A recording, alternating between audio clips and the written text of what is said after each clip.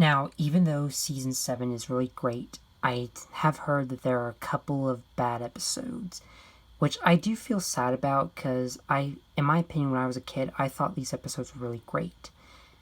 But anyways, there are some people who don't like What's the Matter with Henry because of how mean-spirited Thomas and Percy are. And I think one of the episodes people complain about the most is The Old Bridge. So if you don't know, this is actually the very first episode where Skarloey is out of character.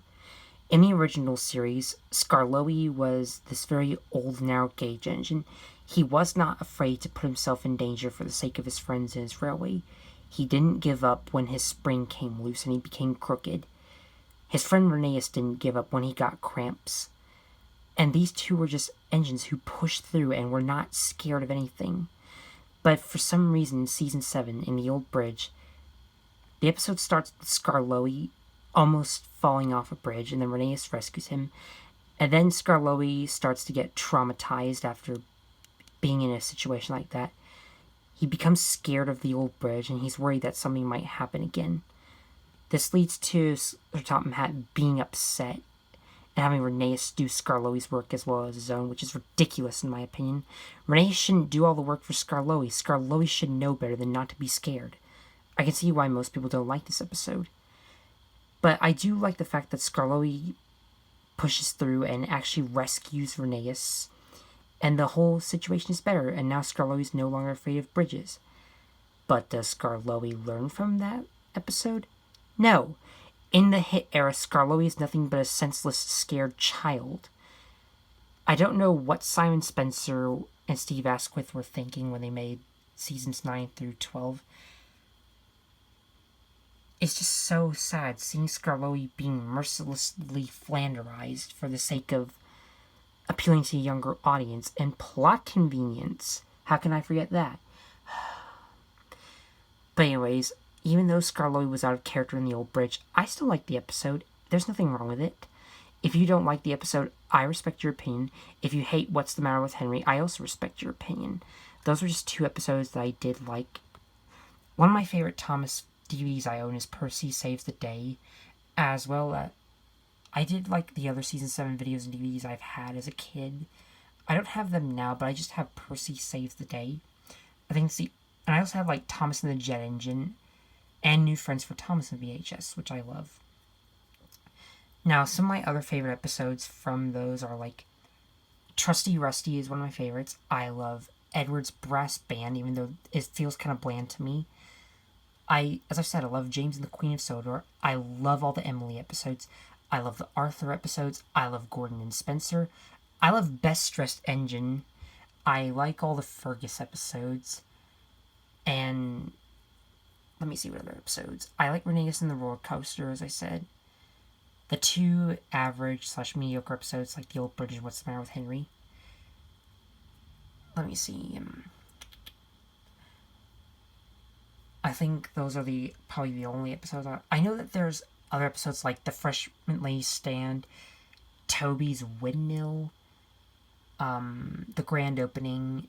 I love Duncan and the Runaway Elephant. I love... Let me see. Yeah, I love Toby's Windmill. I love Duncan and the Runaway Elephant. It was fun and adventurous. Like, it gave me vibes of season 5. They did use stock footage of season 1 and 5 and season 4, which I know can be weird sometimes, but it's not a big deal to me. But anyways, I think the best episode to conclude the whole series was Hooray for Thomas. This episode feels like an amazing conclusion to what used to be a great show. The fact that it's about Thomas and Bertie racing, I'm sad that Thomas lost, but even in the end, he got a special medal, and the episode ended with the best theme of the series. This music closed the series very great. Thomas and Friends actually ended on a high note in season 7. Once you hear this music, it just feels so amazing and so beautiful, and a perfect way to end this series.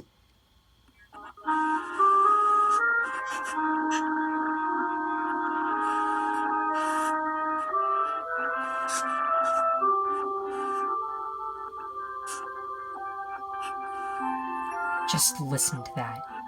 Isn't that so beautiful?